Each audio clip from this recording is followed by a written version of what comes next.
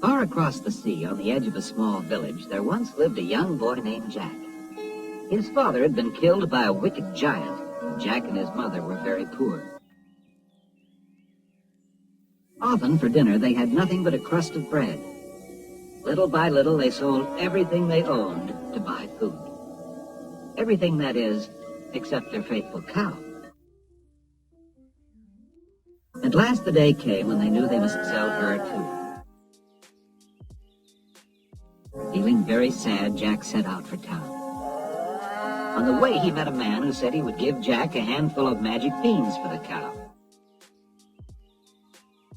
Jack agreed, for he had always believed in magic. But when he got home, his mother said,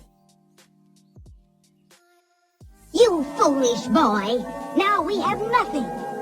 And she threw the beans out the window. That night, Jack lay on his bed of straw, cold, unhappy, and hungry. But when he awoke in the morning, something wonderful had happened.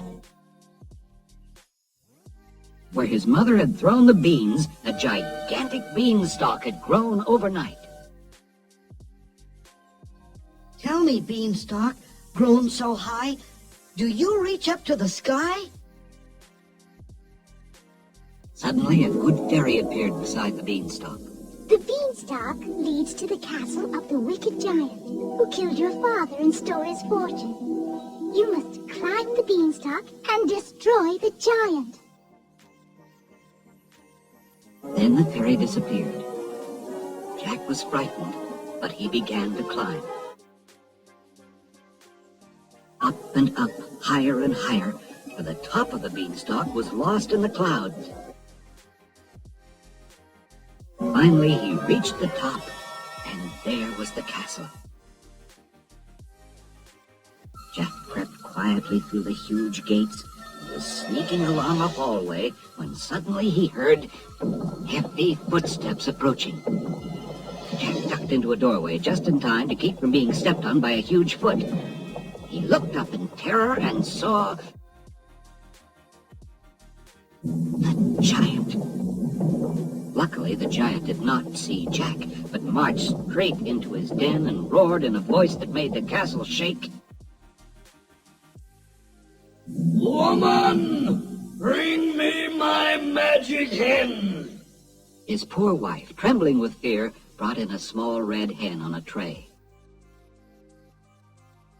Jack hid behind an enormous chair leg and watched the giant command the hen.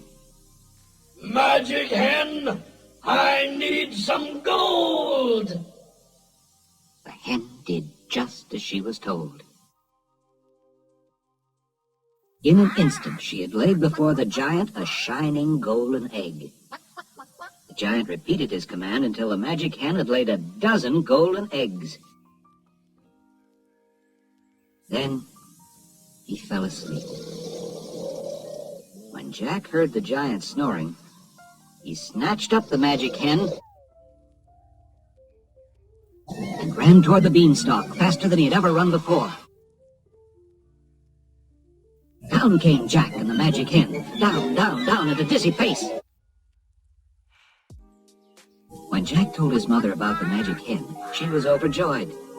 From now on, they would have plenty to eat, and they could buy anything they wanted.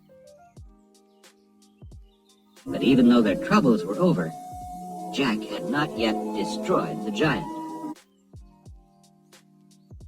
Early one morning, he crept out of the house without waking his mother and started climbing the beanstalk again. Once more, he hid behind a chair leg in the giant's den, and he heard the giant roar, "Woman, bring me my magic harp!" When the harp had been placed before him, the giant commanded, "Magic harp, now play your strings!" And the harp played soft and lovely things. It was the most beautiful music Jack had ever heard. Soon the giant was fast asleep. Jack snatched up the harp and raced to the beanstalk, but when the music stopped, the giant awoke and saw that the magic harp was gone. The giant ran after Jack, who was never so frightened in his life. The moment Jack's feet touched the ground, he ran for his axe and began to chop. Just as the giant started down the beanstalk, Jack drove his sharp axe into it. Down came the beanstalk. And down came the giant so hard that he made a huge hole in the ground and never was seen again.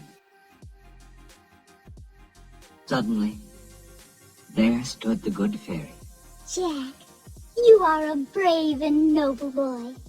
I give you my blessing. She touched Jack on the shoulder with her magic wand and disappeared. Now that the cruel giant was dead and the beanstalk was cut down, Jack's strange adventure in the sky seemed almost like a dream. With the magic hen to lay golden eggs and the magic harp to play beautiful music, they lived happily